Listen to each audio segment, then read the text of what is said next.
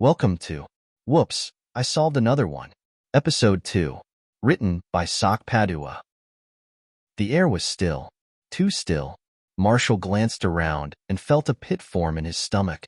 The dim lighting, the old wooden floorboards, the complete silence. This wasn't part of the haunted house. Doug, he muttered. Call Aria. We are doomed. Douglas was still frozen, his eyes darting between Marshall and the lifeless body. Doomed?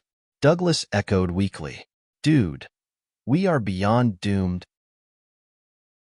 Back at the police station, Chief Stanley and Aria, along with some other officers, are discussing things on the way to the interrogation room. Completely baffled as to how it happened and asking for track records, surveillance, and other stuff they can look for to grab the suspect. So you say these two witnesses saw the man fall from the ceiling top? Chief Stanley asked Aria. Aria walked along, and finally they reached the door and opened it. Behold Marshall and Douglas sitting comfortably inside the room. You two? What did you two do now? Not even finishing the day, Chief Stanley said. Aria looked at the two and shook her head. Douglas, eyes wide, blurted out immediately, We are innocent. I swear. We didn't kill anyone. Marshall just smirked, sipping his coffee. Aria narrowed her eyes. Something about that smirk told her he knew more than he was saying. The night was still young, but Marshall and Douglas found themselves in the hot seat. Suspects in a crime they had only just witnessed. Like we said, we were there for the entertainment section of our news portal, Marshall explained. Leaning back casually, we saw the haunted house, thought it'd be fun, so we tested our bravery. And obviously, I proved I'm tougher than that guy. Douglas scoffed. Tougher? Dude, you ran faster than me. That's called tactical retreat, Doug. Marshall responded. Before their argument could escalate, Chief Stanley coughed loudly, cutting them off. Enough. We don't care which of you is tougher. We care about what happened, he said, rubbing his temples. Did you notice anything suspicious inside? Anything unusual before the incident? Marshall shrugged. Well, there were cameras everywhere. I can point out some key spots where they might have caught something. Chief Stanley nodded. Good. He paused, studying them for a moment before adding. But until we wrap this up, you're both still on the suspect list. Douglas stiffened. Wait, what? We literally just found the body. Exactly. Right place, right time. Too convenient, Stanley replied. If we have more questions, don't even think about dodging them. Marshall forced a grin, but in his mind, one thing was clear. This was trouble. That same night, Marshall and Douglas returned to the scene. The area was now completely dark and isolated, the entire building cordoned off with police tape. There wasn't a single person in sight. Marshall hesitated at the entrance. So, do we really have to do this? Douglas sighed. You're the one who said we needed more visuals. Marshall groaned. Yeah, but now it's extra creepy. Ignoring him, Douglas slipped under the tape, and Marshall reluctantly followed. They pushed open the creaky door, and Marshall's skin crawled immediately. Damn, this is way creepier than earlier, he whispered. Shush, keep quiet. There might still be cops around, Douglas muttered.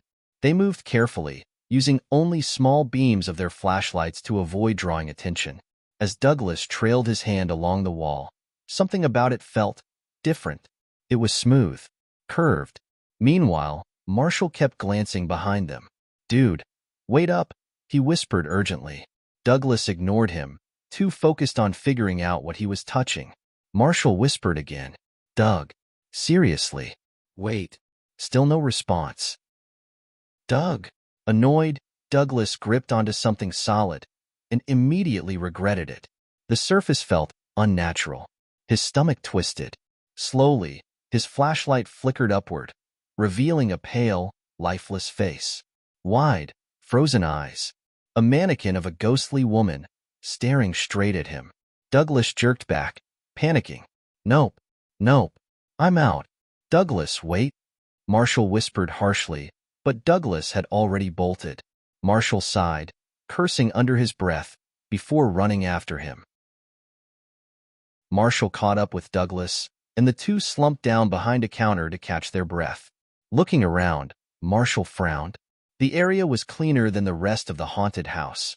No eerie props, no fake cobwebs. This place feels different. Maybe it's the management office? Marshall guessed. Who cares? This whole place is creepy, Douglas muttered. Just as they were about to move again, the sound of footsteps echoed through the hall. Sharp, fast, getting closer. Douglas stiffened.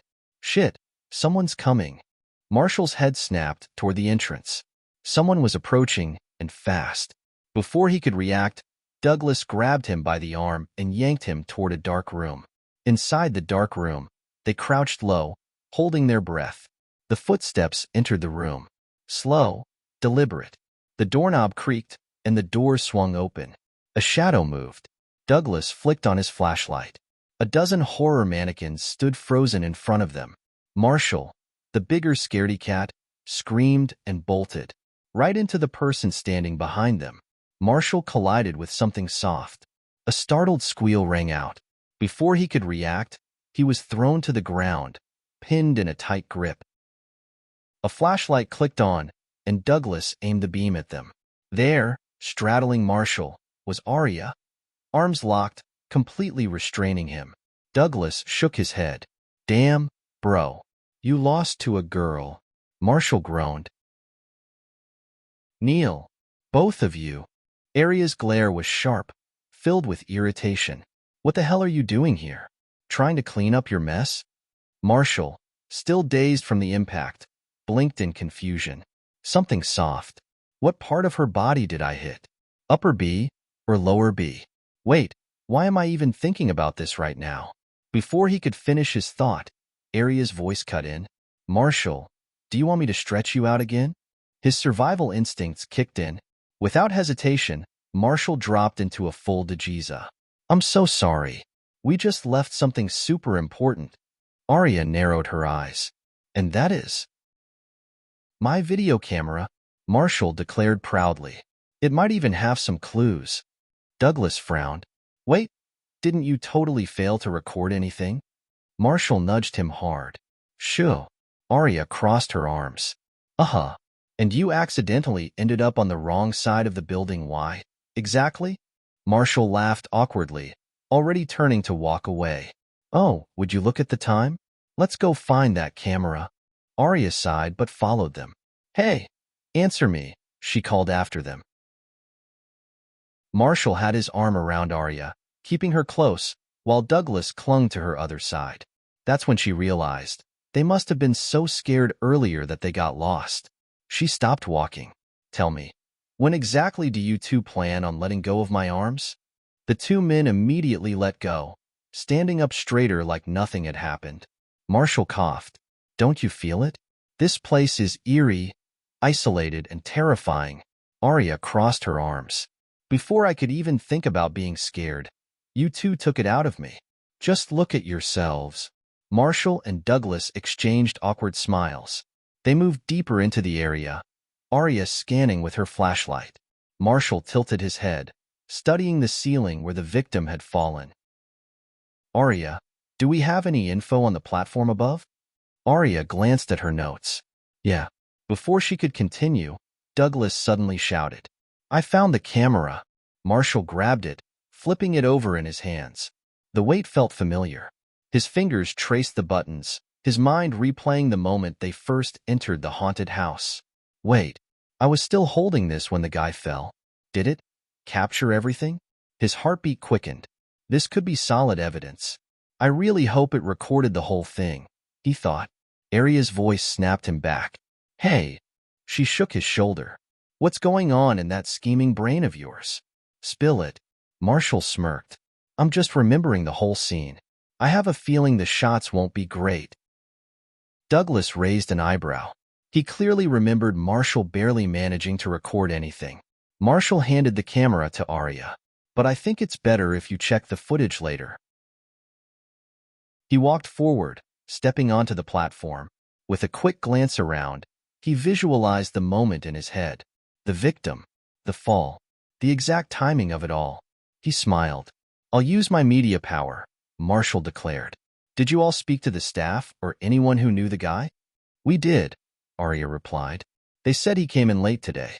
Walked past everyone without greeting them. Marshall frowned. He tried to recall when they arrived. Then, something clicked. Bingo, he muttered. Douglas and Aria turned to him. Marshall's expression shifted. I saw him earlier. He wasn't alone. He walked forward, stepping onto the platform.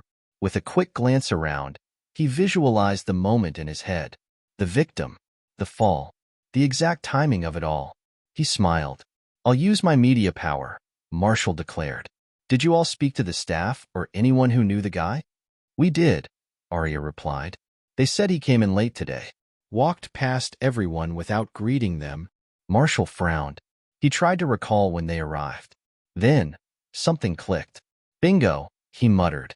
Douglas and Aria turned to him. Marshall's expression shifted. I saw him earlier. He wasn't alone. Marshall exhaled, rubbing the back of his neck. Well, that's enough for tonight. What do you say we grab dinner? Aria raised an eyebrow. Huh, where did that come from? I don't know. Maybe a quick bite at the hub? It's close to our office, Marshall shrugged. And you can check the footage firsthand at my place. He paused. Then, with a sly grin, actually scratch that. Don't watch it. Douglas saw the look in his eyes. That smirk, that tone. Marshall was up to something. As soon as they reached the office, Aria pushed Marshall toward the setup. Set it up. Now. Marshall groaned. Aria, do you hear that? My stomach is telling me that you only ate breakfast today. Shut it. We can eat later. Play the footage. Sighing dramatically, Marshall hooked up the camera while Douglas pulled up chairs. The video played. The first few frames showed a shot from outside the haunted house. Aria leaned in, her eyes narrowing. Marshall already knew what she had spotted. Wait, Aria muttered. We talked to that guy. Marshall glanced at her. What did he say? He told us he wasn't with the victim. Aria's focus sharpened. But here, he's walking right beside him. Marshall smirked. She was locked in now. Just as Marshall reached for the fast-forward button, the screen glitched to a new scene. Aria burst into laughter. Marshall froze. That wasn't a good sign. He turned to see her shoulders shaking, her hand covering her mouth. You enjoyed that, huh? Marshall muttered, pouting. At my expense. Aria wiped a tear from her eye. I can't believe Douglas was right. You lost to both of us. Douglas puffed out his chest. Told you, Marshall. I'm tougher than both of us. Yeah. Laugh it up, Marshall muttered, though he couldn't help but smile at Aria's laughter. Then the real moment appeared on screen. Marshall, Aria, and Douglas leaned forward, watching intently. The video showed the sudden fall of the victim. Aria's expression hardened. It didn't capture the whole thing, but we have a lead. Why did that guy lie to us? Marshall smiled. He had just led Aria to the right track without her even noticing. Still, something nagged at him. He rewound the footage to just before the fall. Watching closely, he played it again. Then again. Something flickered in the corner of the frame. Marshall paused the video and leaned in. Aria's breath hitched. Wait, someone was with him before he fell. Marshall nodded. Yup, and whoever that is, he's starting to look like our suspect. Douglas crossed his arms. Now we just need the motive. Once we have that, this case is locked. Aria and Marshall exchanged a glance. They were finally getting somewhere. Aria spent the morning piecing together the evidence, testing every hypothesis and eliminating anything that didn't fit. Meanwhile, at the police station, Marshall and Douglas combed through reports, cross-referencing witness statements and background checks. Aria leaned back in her chair, muttering to herself. He was with someone outside his work circle, but no staff recognized them. Who was he? Her focus was interrupted when Marshall strolled in like he was browsing a shopping mall. He wandered over to her evidence board, tilting his head as if deep in thought.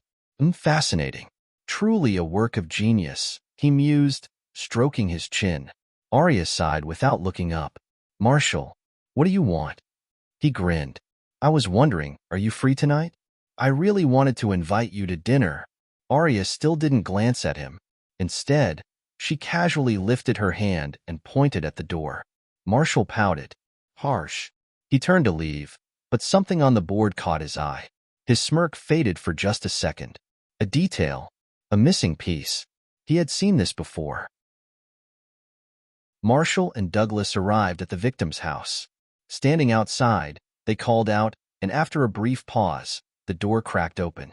The victim's wife stood there, her face pale, dark circles under her eyes. "Excuse me," Marshall said, flashing his usual smile. "I'm Marshall Sandoval, investigative journalist. And this guy next to me? That's my partner, the coolest guy I know, Douglas McCool." Douglas gave a small nod. "We'd like to ask you a few questions." She hesitated, but eventually stepped aside, letting them in.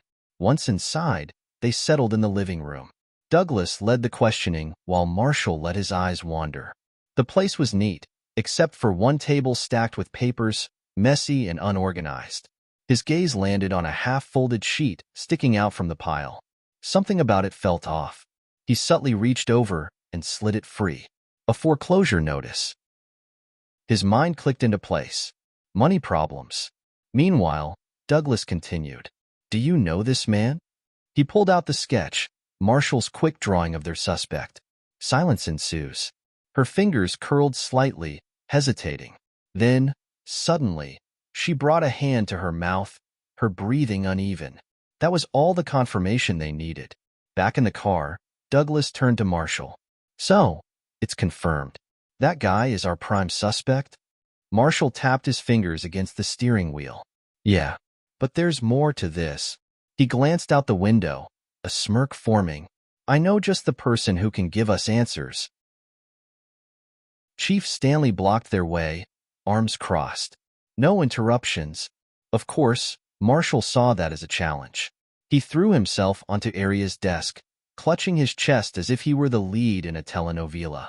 "I can't help it," he wailed. "I need to see her. My heart burns with passion. I must confess my undying love." Aria stormed out, face burning red. "Marshall, what the hell do you think you're doing?" Marshall immediately grinned. "Oh hey, you're here." Her eye twitched. "I will arrest you if you don't clean yourself up." Marshall leaned in. "If you were my wife and I had a loan problem, would you let me deal with a loan shark?"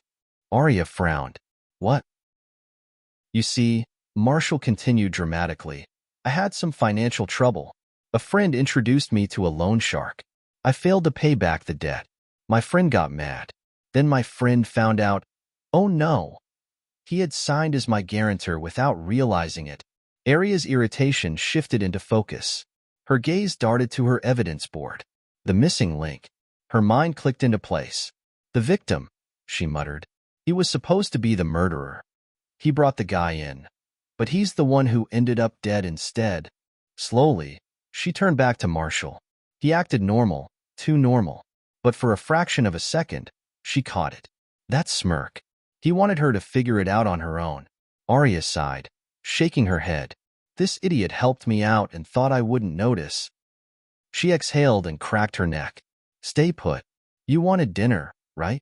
She shot him a smirk of her own. "After this, you're buying me the best steak in town."